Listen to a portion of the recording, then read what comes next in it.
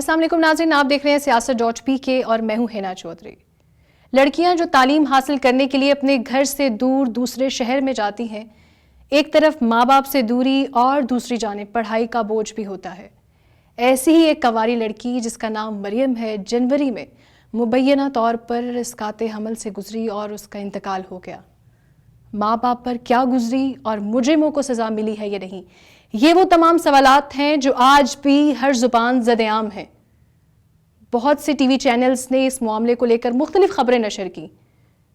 مجرم کا بیان، ماں باپ کے درد کی کہانی اور اسقاط حمل میں ملوث افراد کو ہر کسی نے سنا ہوگا۔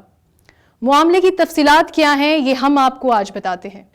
اسامہ جو کہ اس کیس میں مجرم ہے، مریم کو اٹھا کر ہسپتال پہنچا، لیکن اس وقت تک لڑکی کی موت واقع ہو چکی تھی۔ لیکن یہ بھی آپ کو بتا دیں کہ اسامہ کا کہنا یہ، جب ان سے انٹرویو کیا گیا، کہ میں ان کو لے کر ضرور گیا تھا لیکن تب تک کوئی موت نہیں ہوئی تھی۔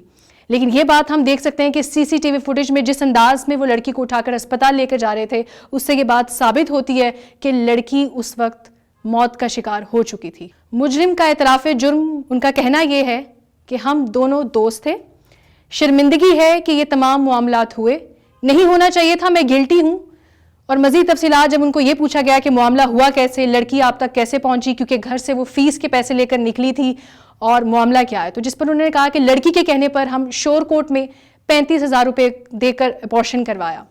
لیکن اسی ابارشن کے دوران لڑکی کی موت واقع ہو چکی تھی، اور جب لڑکی کی خراب حالت دیکھی تو لاہور کے اسپتال لے آیا، جس کی سی سی ٹی وی فوٹیجز آپ سب نے دیکھی۔ اس کے بعد ہم نے دیکھا کہ مجرم کے بیان کے بعد اس کے لڑکی کے گھر والوں کا انٹرویو بھی سامنے آیا۔ آپ سے یہ شیئر کر لیں کہ والدہ کا کیا کہنا ہے۔ والدہ کیا کہتی؟ ان کا کہنا ہے کہ میری بیٹی فیس کے لیے پیسے لے کر گئی تھی، دیر ہونے پر جب میں نے اسے کال کی کیونکہ نمبر بن جا رہا تھا، دوسرے دن مجھے اسامہ نام کے لڑکے کی کال آئی اور اس نے یہ کہا کہ آپ کی بیٹی بیمار ہے اور پریشان ہے، آپ فوراً آ جائیں۔ ماں پریشان ہو گئی بیٹی کی اس حالت کا سن کر۔ ماں نے کہا کہ جب میں اپنے رشتہ داروں کے ساتھ وہاں پہنچی تو یہ پتہ چلا کہ میری بیٹی سرد خانے میں ہے، اور ڈاکٹرز نے یہ کہا ہے، وہاں پر جو پولیس حضرات تھے ان کا یہ کہنا تھا کہ آپ پہچان کر لیں، سرد خانے میں بیٹی پڑی ہے۔ آپ اندازہ لگائیں کیا گزری ہوگی اس ماں پر جب اس کو یہ کہا گیا ہوگا کہ آپ کی بیٹی سرد خانے میں ہے، جا کر پہچان کر لیں۔ ماں کا کہنا یہ ہے کہ خون کے بدلے خون چاہیے۔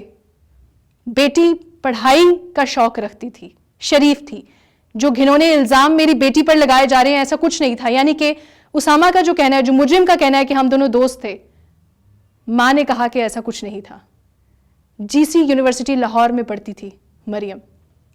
بھائی نے بھی انٹرویو دیا۔ بھائی کا کہنا ہے کہ میٹرک میں اچھے نمبر لیے میری بہنا نے، پنجاب کالج سے اسکالرشپ پہ پڑھائی کی، یونیورسٹی آف گجرات سے بی ایس سی کیا، اور پھر جی سی یونیورسٹی سے ایم ایس سی کر رہی تھی، لاسٹ سیمسٹر تھا، غالباً لاسٹ سیمسٹر تھا۔